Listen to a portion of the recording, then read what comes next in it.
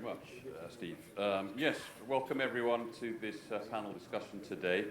As Steve mentioned, we're going to be talking about the current state of the ILS market here in Singapore, a little bit about of the regulations and the grant scheme, and then moving on to have some thoughts and discussion and talk about the future of the ILS market here, how each of the panel speakers see that developing.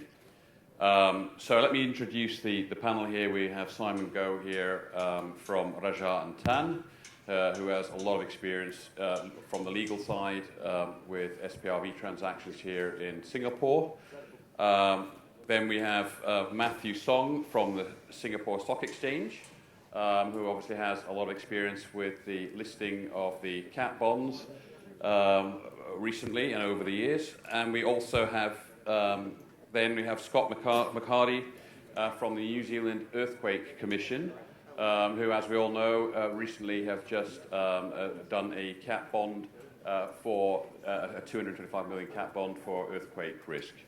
Then we have on the far left of me Tim Yip, who's already spoken today from ILS Advisors. So we have quite a diverse panel here of legal experience, stock exchange experience, sponsor experience, and also investor stroke structurer experience.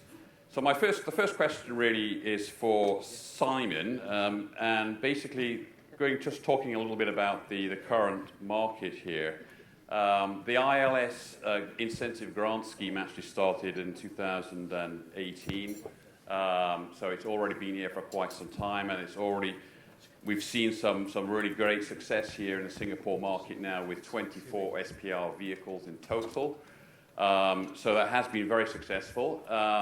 But the scheme has actually recently changed, so there's been some modifications to the incentive scheme from the 1st of January this year. And I think three of the major changes related to the actual amount of the grant, which has been reduced from 2 million to 1 million. We've also seen a restriction in terms of the region. The risks need to come from the APAC region now, whereas previously they were global. And lastly, not lastly, but these are the three most important changes, I think.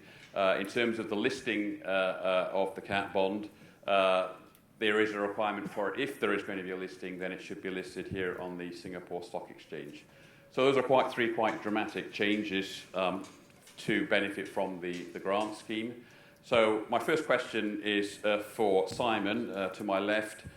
Simon, could you perhaps go over a little bit what in your view is, what's the reasoning behind those changes in the grant scheme? Okay, thanks, Michael.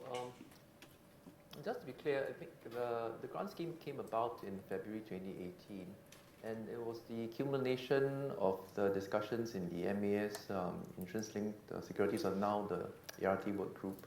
And prior to that, the formation of that work group in 2017, just to let you know, we actually had the SPRV regulations in Singapore since 2008. So it wasn't 2016, as Steve mentioned earlier. And so from 2008 to 2018, December, when we had the first issuance by IAG Re in the form of Orchard ILS, there were 10 years that we didn't have a single issuance from Singapore. So the grant scheme was conceived to try to create traction in the market. And the thinking back then was to see how we could just capture that first transaction. So basically casting it very wide. So there was no limit in terms of the geography that we're talking about now in the revised scheme to Asia Pacific risk. And looking at the data that we had in terms of the cost, the huge cost in issuing a cat bond, which is what the SPRV regulations were meant to actually address. We landed on a $2 million grant amount in 2017, announcing the grant scheme in 2018. The outgoing scheme that expired December last year has been a phenomenal success. We've had 23 issuances as of December 2022. The 23rd was Phoenix 3, the issuance by MS Amlin. So looking ahead, basically, I think the expectations were met, to put it as an understatement. And for the MES, and I may be speaking out of turn here because I'm staring at three of them sitting in the front row, was to then refine what was the ultimate objective of the whole creation of the regulations. And really it's about what we all know in this room, this phrase called the protection gap that I think plagues Asia. And if you look at the perils, the Pacific Northeast, it's a real typhoon-prone zone. And how do we then deal with the protection gap in the region? And MES, again, maybe speaking out of turn here, looking at itself, Singapore as a hub, what can we offer the region in Asia Pacific in terms of being a domicile, and also in terms of pulling together the different strands, the disparate countries in the region, in creating an ecosystem that can actually address the protection gap measure. So at the high level, the grant scheme was just part of the equation. Cheng Kai mentioned AGRIFI, which has now moved on to the next stage in terms of capacity building after the first two phases. I think AGRIFI 2 closed yesterday. And of course, the third aspect that hasn't been mentioned about is SEADRIFT, the Southeast Asia Disaster Risk Insurance Facility. So this whole aspect is actually the canvas that's being painted at the macro level, at the policy level, I would say. So if you look at that, what I just mentioned, then the answer is very clear why the scheme is now being reduced. Partly because the focus had always been Asia. Singapore's aim is really to be, and it is currently the dominant specialty insurance and reinsurance hub in Asia. But what can we then bring to the market, to the countries in the region? ASEAN, for example, in the risk pool that SEADRIFT represents, and for the other risks in Asia, they want to capture and attract to issue their cat bonds out of Singapore. So that's why you see the changes in terms of the risks being Asia Pacific risk. The amounts have also been reduced because I think we see obviously perhaps a need to reduce the amount of the grant scheme and to increase the local spend requirement, because one of the other aspects for the MES is also to build up the local capacity and the service providers that are active in the market. So those, to me, are the reasons why we see the scheme changing to the form it has taken place this year. Okay, thank you very much, Simon. And over to Matthew. Obviously, you have the experiences from the stock exchange side of things. Could you perhaps just go over a little bit how the listing process has evolved over these past years since the introduction of the SPRV legislation and, of course, also the grant scheme? Thanks, Michael. I think, first of all, at the Singapore Exchange Group, we have been a trusted and a very established listing venue for fixed income securities. We have more than 1,900 issuers from 56 countries and 26 currencies listed on our fixed income platform. We have been dominating Asia Pacific G3 and ESG bonds issuance with the #1 market share for more than 5 years now. So now, in particular to cat bond, we have put that under the fixed income listing framework. But 3 years ago, we started to better understand the market standard intricacies of issuing and listing a catastrophe cat bond on the SGX. I think one of the key work streams was really understanding the disclosure of material information in the prospectus that is submitted to us. The second one is also streamlining the transaction documentation that's required for listing of a cat bond as compared to a vanilla bond. And finally, I think it's also in terms of updating available information. We have also allowed that to be posted on intralinks. So I think in terms of the listing process for the cat bond, we are now market standard globally, and we continue to evolve, not just the regulatory side, but also in terms of the product development itself. That's great. Thank you very much, Matthew. So moving over on to Scott. Scott, you have very recently had the issuance of the cat bond, New Zealand Earthquake Commission cat bond. Could you perhaps just elaborate a little bit of your actual experience of forming the vehicle here and with working with the various service providers? Yeah, sure. It's probably worthwhile just spending 2 minutes just to explain who Toka EQC is. We're a government-owned natural perils cover. We provide first loss cover for residential property in New Zealand, providing $300,000 New Zealand, so about 200,000 US, of cover for named perils, so earthquake, I'm going to get them all wrong, earthquake, volcano, tsunami, hydrothermal event and landslip. We also cover land damage following storm and flood. So the idea of coming to market for a cat bond in our first or debut cat bond is very much about how do we increase the kind of diversity of our capital sources, which have been unbelievably well supported by traditional markets over a long period of time. So very much thinking about the cat bond issuance as a complementary to our traditional program. I guess coming to Singapore again, from a government perspective, from a government agency, which we have a number of pieces of legislation that govern our ability, we had to be very comfortable and confident that the regulatory environment that we were issuing in was going to be complementary to us. And obviously, a large part of the due diligence we did was to ensure that the Singapore regulatory environment was going to be, coherent and was going to work for us. And that was certainly something which the discussions that we had with MAS, as Mr. Lim said in his address, really helped us kind of demystify this particular transaction and these particular instruments. In terms of the service providers, we've had a fantastic support in terms of the transaction, both from an MAS, from a regulatory management perspective, but I'd also put a plug in for Simon. Rajah and Tann have been great, and obviously we are Toka Re is being managed by Aon Insurance Managers. But the great thing there was that we weren't spoiled. We weren't limited in the choices that we would make. There was significant depth that we found, and so the opportunity to actually make real choices in terms of those service providers was something that was actually quite important. And we feel really comfortable with the choices we've made and the success of the transaction. So.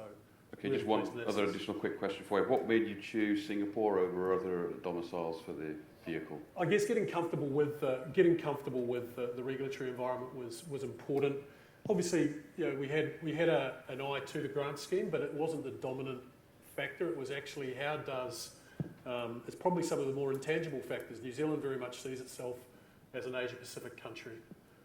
We really saw the opportunity to be in the region. We saw that as being enormously beneficial for us. I think the other key part to us was some of the conversations that we had with our structuring agents, but also with our joint book runners, and it was really being quite clear that there was going to be no downside risk from an attractor of investment capacity to issuing in Singapore versus issuing in Bermuda or any other domicile. And we got ourselves very comfortable with that piece. So it was, are we going to be able to attract the capital we want because it's issued in Singapore? Yes. Are we comfortable with the regulatory environment? Yes. Does this make sense from an overall New Zealand view of the world, as an Asia Pacific country? Yes. Is there a grant scheme that will help? Yeah, it's there, but it wasn't the dominant factor. Okay, thank you. And now over to Simon, back to Simon again, talking about the current ILS grant scheme, and with the changes, now just purely the APAC region is one of the criteria. It's reduced from 2 million to 1 million, the grant. How do you see that impacting the potential clients, or who do you see as the potential markets who will be attracted to that across the APAC region? We're talking here, what type of sponsors, this type of thing. I think, Michael, like I said, the grant scheme as originally conceived was to serve one purpose. It was really to break the duck, if I can use the phrase, in terms of the 10 years that we didn't see any issuance. And it's to achieve that, I think by any measure, with 23 issuances, as I mentioned, as of December last year. Now we look at the next phase in terms of how do we sustain the momentum. And really, as what, again, Ching Kai mentioned earlier, is to make it easier to actually issue it. And as what Scott mentioned, the comfort level that has been shown to potential sponsors of issuing here, and to move slowly, I use the word slowly, away from the grant scheme as being the main attractive feature of Singapore as an ILS domicile. So to me, I think it's a transition period. It's been 6 months since the new scheme has been rolled out.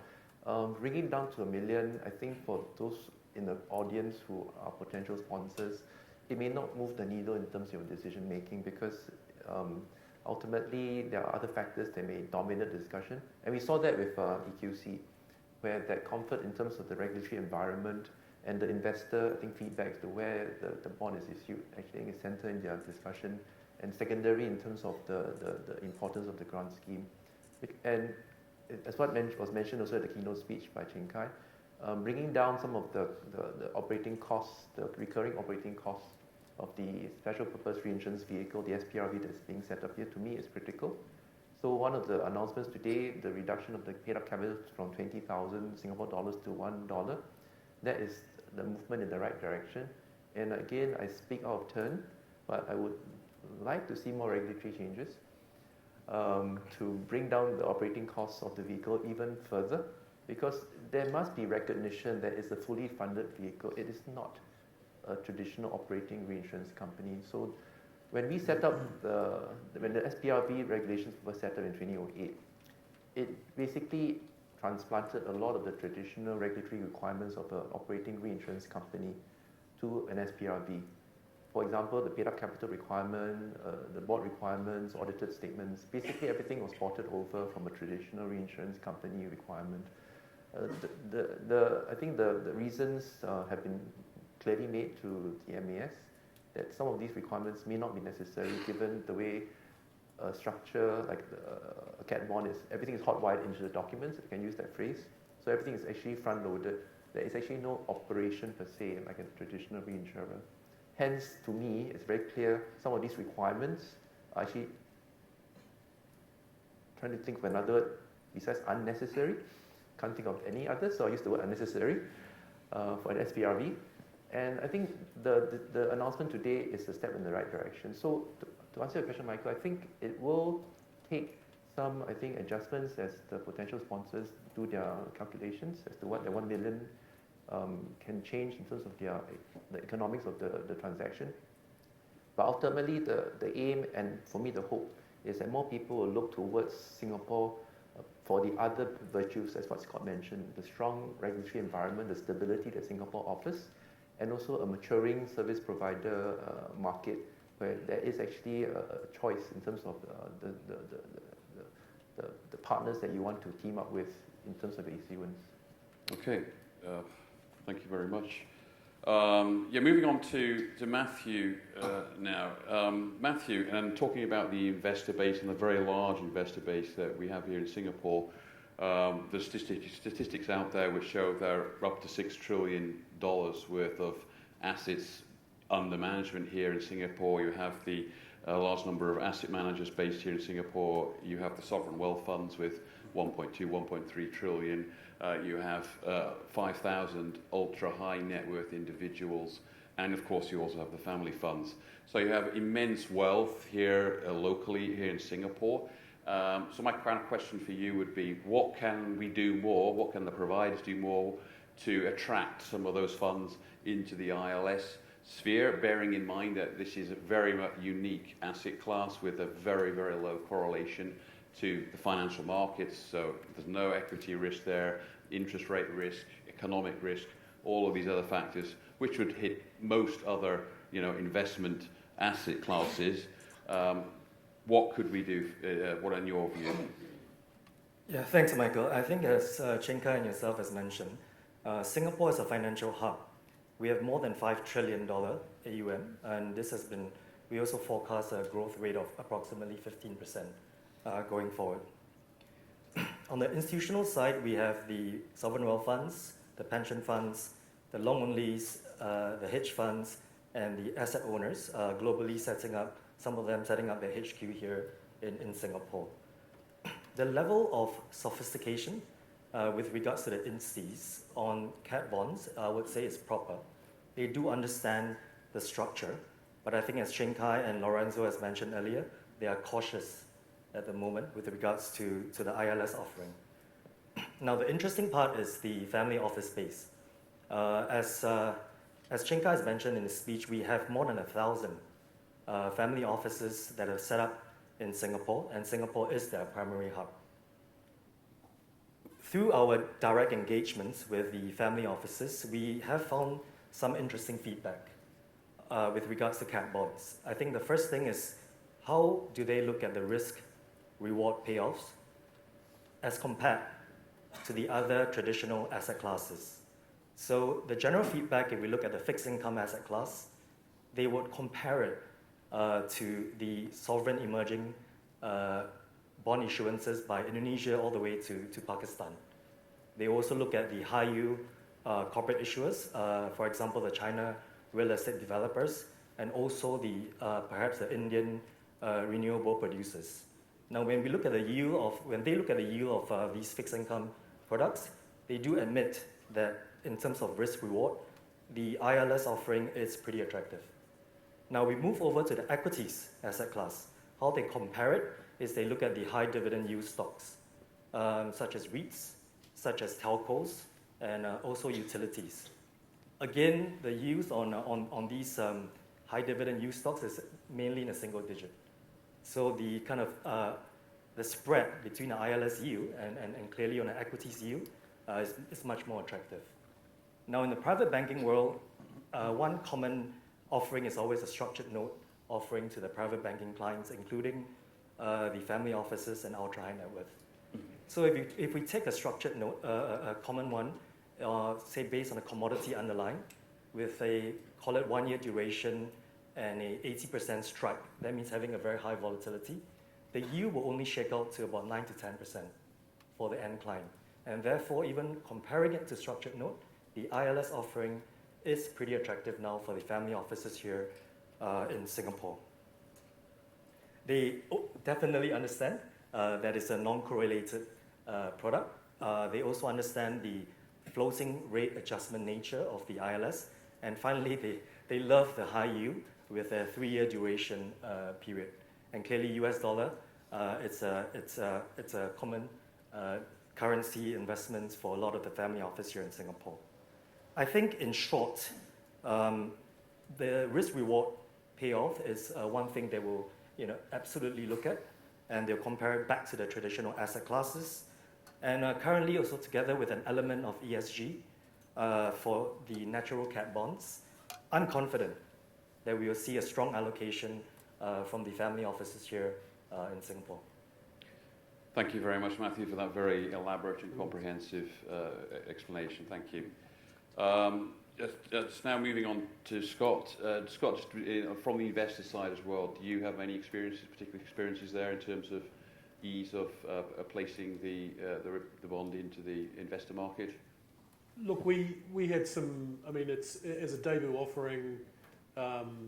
We're really pleased with the level of support we got, both in terms of those that actually invested, but actually those that took a good long hard look at the bond, but ultimately chose. We had some unique features about our offering. It was a New Zealand dollar denominated bond, which makes it slightly more challenging for some investors, but a number of investors obviously were able to get over the line there. The other part to that, and again, came down to the collateral solution, which was a fixed term 4-year rate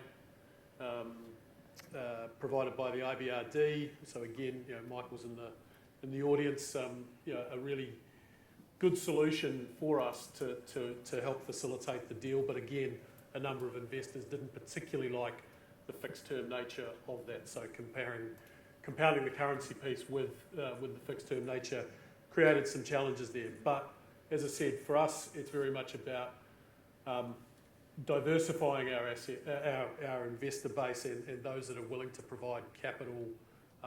And we're really pleased with the introductory offering from those that actually ponied up cash, which was great, but also those that actually took a really good hard look at it and got to talk to us about what it is we're doing and hopefully over time how we'll look to grow that as part of our sort of risk transfer program. Thank you very much, Scott. Yeah, just moving on to Tim now. Also, Tim, as a structurer of transactions as well as being an asset manager, it'd be interesting to hear your views in terms of just exactly how we can promote the growth of ILS transactions here out of Singapore. We've already seen that quite a large proportion of the ILS transactions are of Japanese sponsors. How do you see the possibility of expanding that out beyond Japan to see more cedants or sponsors from other countries across the APAC region beyond Japan?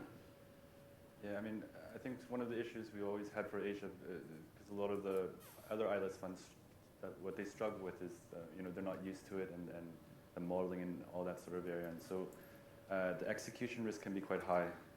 And so one of the issues, I think, to do it right now here is that, you have to set up the SPRV, there's a lot of costs associated for it. And then, with the execution risk involved, it's quite a tricky thing to be able to convince a cedent to pursue this.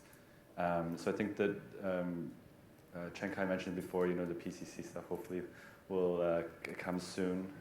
A lot of the transactions I think here required to be smaller, right? There's a lot of smaller layers, so you don't need the big programs you see in Japan or you see in the US, and so the PCC stuff will also help, I think, give the reinsurance brokers an opportunity to have sort of new markets and stuff like that they can have here without having to set up the whole SPRV and trying to create an issuance of a certain magnitude to be able to that probably isn't necessary. Okay, thank you very much, Tim. I'd also like to go across with some questions regarding as we all know, the MAS have been talking for a number of years actually about introducing PCC legislation, and obviously there is the possibility of it using existing vehicles, going down the hybrid route as we've seen in other domiciles like Guernsey, for example. That particular legislation would reach other ILS markets like the private classified reinsurance markets. And go beyond the traditional markets of the SPRV vehicles. So Simon, I had a question for you, and that is really, first question is really, should the MAS actually introduce PCC legislation, and if so, how can they create it in such a manner that it is obviously differentiating itself from other domiciles, because obviously there are a lot of the other domiciles like Bermuda, Cayman, Guernsey have actually had PCC legislation for a number of years now. From a legal perspective and knowing the markets, do you have any views on that? To the answer to your first question is yes, a resounding yes, that we should have some sort of segregated cell structure for the insurance market. And I think where the needle has moved since the MAS had first looked at this years ago is that we've had the introduction of the Variable Capital Company Act in 2018. It came to force 2020, but that was targeted at the fund management industry. So, but with the introduction of that statute, to me, it kind of changed the mindset of the MAS in terms of what this sort of corporate structure can offer a certain segment or a certain sector. And so some of the earlier concerns in the early days of the studies or the discussions, for example, reputational risks, because back in the early days, you see these structures being, I think, introduced in certain jurisdictions, like you mentioned, Guernsey, Cayman, Jersey, and Bermuda with the SEC structure. Similar, what we say in Singapore, same but different, right? Similar but not exactly the same. But they offered, I think, the same target in terms of the ability to basically ring fence liabilities and assets within one vehicle. So, and we've seen the success of the PCC Act over the last 2 years with the various funds setting up under the PCC structure. So to me, the next evolution is obviously to consider the introduction of a segregated cell structure for the insurance market. And it goes beyond I think what most of us in the audience here are involved in terms of insurance-linked securities, because we can look at maybe more the traditional areas of the insurance market, like the captives, to try to grow the rent a captive market, or to introduce it to a risk pooling structure, as I mentioned earlier, such as Sea Drift. Because when we set up Sea Drift in 2018, we did not have a segregated sales structure to house this insurance company that was going to basically be the conduit for all the risks within the ASEAN member states. So we had to basically come up with a different structure. But had we had that tool in our toolkit, right, PCC, ICC, or whatever you call it, SAC structure, it would have been an easier structuring exercise for us to set up Sea Drift. So to me, there are compelling reasons to actually introduce a segregated cell company structure. As what Tim mentioned, we went through quite a lot of pain to set up Phoenix 3. Had we had a cell structure, it would have been a lot easier, a lot faster, and more efficient. But I think, as what Tim has also said to those in the audience, to hit the requirement for the grant scheme, you need to have an issuance size of 50 million Singapore dollars. And that's what he meant by you need to hit that. And for some of the smaller issuances, maybe some even barely single digit, less than 10 million, having that ability to have a sales company structure issue out from a platform, as what we see in Bermuda, would be, to me, a game changer in the next evolution, the next chapter of Singapore as a real ILS domicile in the region. Thank you very much, Simon. And also just moving over to Tim, once again, as an investor and a structurer, where would you see the potential from the investor side and the sponsor side across the APAC region for this type of PCC structure? And also, do you see, for example, it being interesting to existing dedicated ILS funds who are already based elsewhere, or would be more something for completely new capital, creating new ILS dedicated vehicles? It'd be nice to hear your views on that. Yeah, I think one of the big opportunities for Singapore actually is if it had this PCC, which complements with also the VCC on the fund side, is like I think I mentioned a little bit on my previous talk, is there's a lot of big reinsurers in Asia, or insurance entities in Asia, that don't have that alternative capital capability, right? And so, but they should, or they want to develop this. And so Singapore is a natural place for this, or so it's in their own time zone. They can develop the investor base out here. It's close to home. It's not all the way in Bermuda, and so there's no reason why in the future, I don't know, there's a lot of the big cedents here, maybe China Re Capital or Peak Re Capital or Korean Re Capital isn't locally here, where they can develop the investors here and their clients here, and then with that structure that allows them to offer different types of opportunities that fit within those specific investors here or their partners here. So I think that's something that's a big opportunity for Singapore. Whereas I think if you're trying to just attract other ILS managers to come here, to be honest, I think a lot of people would probably focus on trying to extract the money from here, right? To get access to those family offices and stuff. And so theoretically, they'd probably put somebody that's more on the marketing side rather than on this origination side, right? And so I think if you can develop similar to us, like we've done 3 of them now in Asia with MS Amlin, and that could have been more of a permanent vehicle that we could have continued to build on and developed in Singapore, right?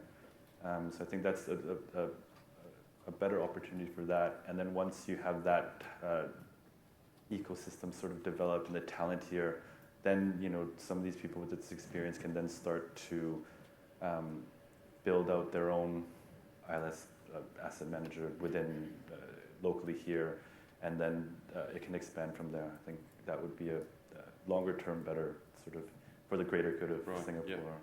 Excellent. Okay, that's very, very interesting to hear that, Tim. Thank you. And just whilst you're talking about ecosystem, Matthew, how do you see that the ecosystem, the ILS ecosystem here in Singapore, how it can and should be developed to further, boost ILS business coming here?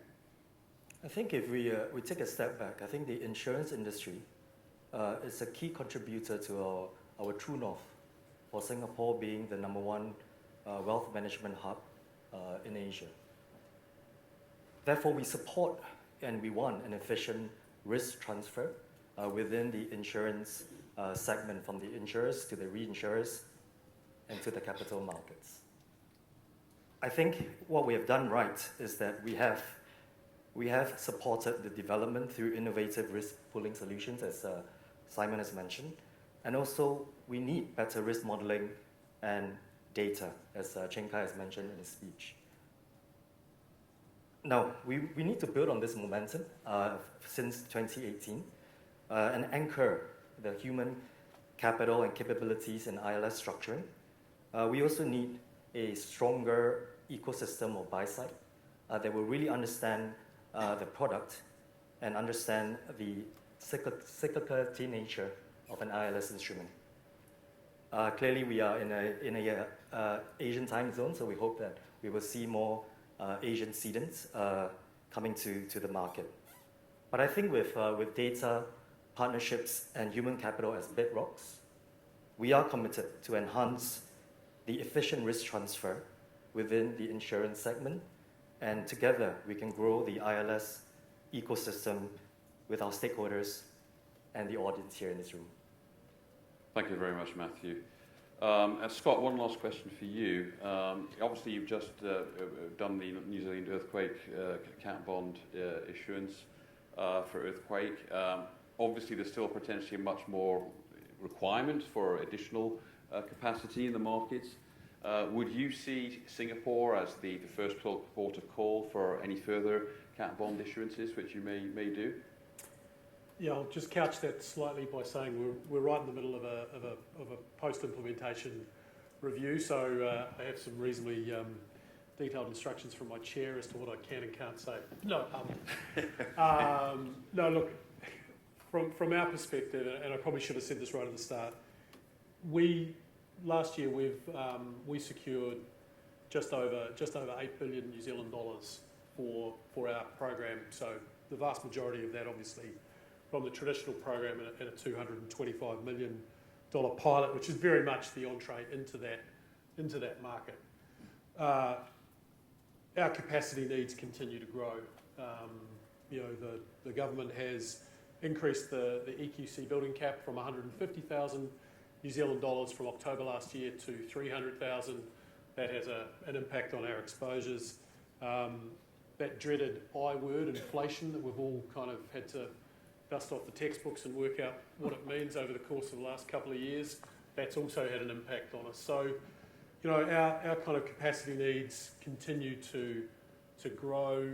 This year, in terms of our placement, we had a significantly larger co-insurance as part of our traditional program as we look to stretch our program into layers that, again, supported the investment appetite and the reinsurance appetite of our traditional partners. So, a growing and beginning to be a more sophisticated kind of way of thinking about that. So yes, inevitably, as those capacity needs grow, we're looking for people who are comfortable with the risks that we are offering, that are prepared to put capacity there. The establishment of Toka Re here in Singapore has been really successful. We have, the pipes and plumbing, if you will, in place. We have confidence in the regulatory regime, and importantly, investors have had confidence in supporting that transaction. So, subject to the post-implementation review going well and our board signing off and being comfortable with this, we certainly see Singapore as being potentially a very important part of our risk transfer future in the world of ILS. That's great. Thank you very much for that, Scott. And just a couple of questions, general questions in terms of developmental possibilities for the Singapore market for the panel as a whole, or indeed anybody from the audience, please. For the PCC market, as we know, well, we look at it globally, 60%. The amount of private collateralized reinsurance is actually far higher than for cat bonds or sidecars, and so if we look at that as a potential market for the PCC legislation, if and when that is actually introduced, and in order for the Singapore domicile to differentiate itself perhaps or make itself more competitive to other domiciles, would you see a combination, for example, of using some of that grant scheme also for the individual cells, but at the same time requiring the assets to be invested within Singapore? So far, the majority, I think, of the cat bond ILS structures, the investments have actually a lot of it's gone out of Singapore. It's not stayed here. So as far as the domestic market goes, would that perhaps make sense to, on the one hand, provide that kind of carrot with an incentive? And as we all know, the cells tend to be much smaller value, generally speaking, than the cat bonds, where the cat bonds usually 100, 200 million plus, whereas the cells can be as low as 10, 15, 20 million each cell. So do you see that, does anyone see that as a potential interesting path to take or not? I think again, I qualify, I have the regulator, MAS here, but I think the purpose really of the grant was to set up the mothership. So if we do introduce a segregated cell structure, this new animal that will be, I think, set up by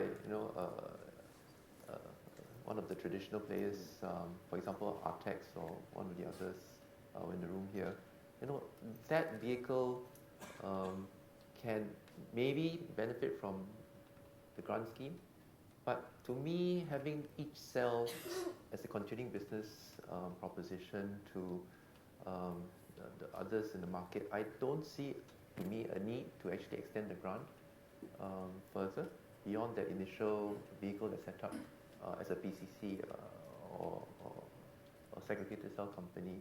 Because already the huge cost factor, which is the aim, if you go back to what I said at the beginning, the aim of the grant scheme when it was conceived in 2017 was to offset the upfront costs, expenses to set up the vehicle in Singapore.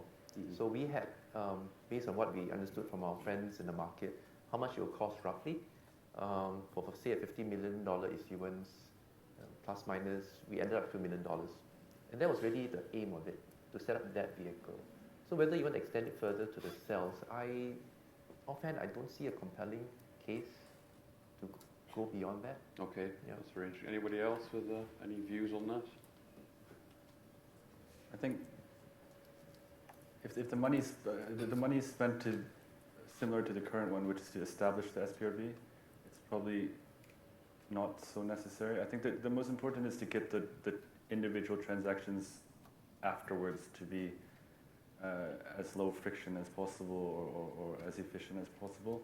And so I don't know how the grant can apply to that, but I think that's more the key, is just making the individual future transactions actually more efficient than the actual establishment cost, because that's quite fixed and you can use these in perpetuity anyway.